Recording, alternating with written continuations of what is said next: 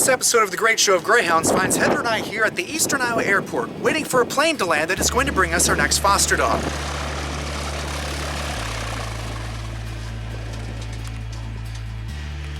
This little girl is going to turn out to be our most challenging and rewarding foster that we've ever had.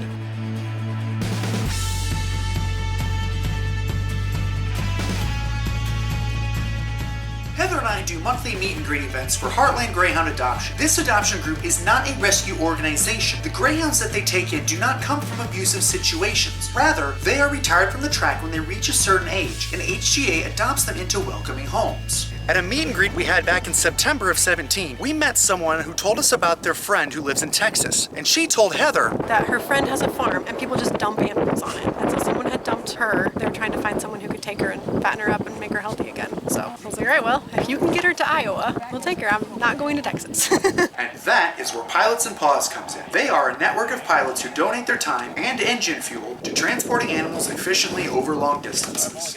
For example, from Texas to Iowa. Hey, solid ground, huh? How about that? You did so good, sweet pea. Yes, you did. The people who found her in Texas told us that she was really skinny, but people say that about greyhounds all the time, so we really didn't think anything of it. We did not realize that they meant they had found a starving dog that was dangerously skinny. We would really like to thank Tom for volunteering his afternoon to fly her to us so that we have this opportunity to help her out. Just needs about 30 pounds on her. Yeah. Be good to go. As I said before, Heartland Greyhound Adoption is not a rescue. When HGA receives dogs from the track, they are retiring athletes in peak physical condition. They are healthy, strong, and muscular, and generally, the only medical attention they need is to be desexed, have their vaccines updated, or get their teeth cleaned. This little dog was so emaciated and weak that she could barely stand or walk. HGA does not normally budget for medical needs such as rehabilitating a dog. We didn't even have vet records for her or a whelping certificate. We didn't even know her name. Can you see your ears? Oh, we'll be able to figure out. We were told they couldn't read the tattoos because the tattoos tell you who they are. They register with the Racing Association. Was she a racer? Yeah. Oh my god, how does she get from racing I don't know. fit to that fit? But That is just I sad. couldn't read the tattoos, but I think I can get it. So we'll figure out who she is. In the previous episode of The Great Show, we learned how to read the ear tattoos in order to look up information on greyhounddata.com. The birthday tattooed in her right ear was easy to read, 122A. The left ear, not so much.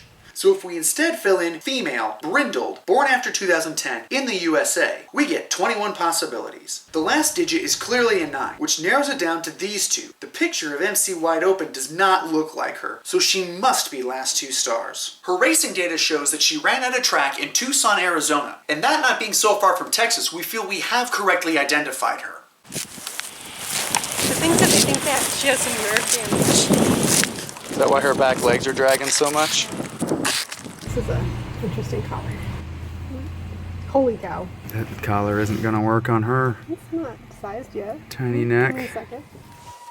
There. There. That's a beautiful collar.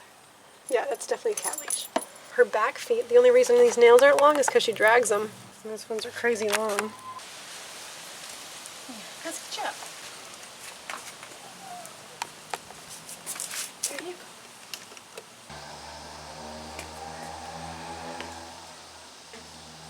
Shift her. There you go, sweet girl. Oh, she's like, I'm a little bit nervous again. Girl, I can't believe how long you are. I don't know how long she was running around. Nails don't get like this overnight. Who knows if she's just been out on her own for a really long time or if whoever Had her just didn't take care of her. Holy cow. Nail is so huge that's Yeah, left that's over. Yeah. Like it's the size of my fingernail. This little dog needed to eat. Her bones stuck out in a way that was almost sharp to the touch and created haunting and eerie shadows across her body. This dog has stories that we can only ever begin to wonder about. Obviously, Star's appetite was enormous. She has a small frame, and other fosters we had her size were around 60 to 65 pounds. Star weighed only 45. We feed her 5 cups of food a day. To put things into perspective, our 80-pound boy Wilson only gets 4 cups a day. He's nearly twice her weight. For those first few days, even though she was now being fed regularly, she would rip up chunks of dirt and eat them. We suspect that dirt clods were the only thing she regularly ate while she was on her own. People who work for actual animal rescues, who remove animals from abusive or neglectful situations, I don't know how they do it. This was emotionally draining.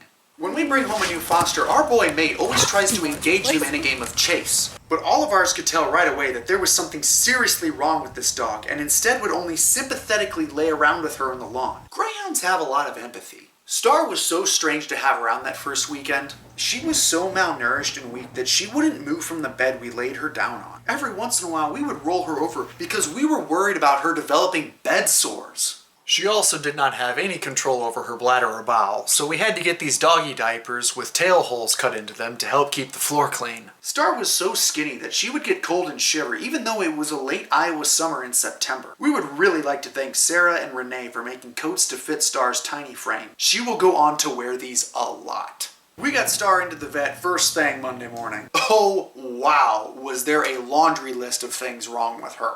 Not only was she seriously malnourished, but she had a respiratory infection that caused her to have this really weird cough. She had tapeworms, probably from the less than sanitary diet. The dirt clods come to mind. She had ehrlichiosis canis, which is a tick-borne illness. The vet put her on doxycycline for it, but I don't know if that's enough to eliminate any lasting repercussions. After a few days of healthy meals, Star's energy returned and she began to run around and play again, and every day she's gaining weight. Though, she still has a strange weakness in her back legs and incontinence issues. It frequently takes her by surprise when she needs to pee. She also absolutely cannot do stairs, so we have to carry her around our split-level house. In the next episode of The Great Show of Greyhounds, we're going to take a deeper look into what may be causing some of these issues, as well as explore a few treatment options, some of which involve lasers.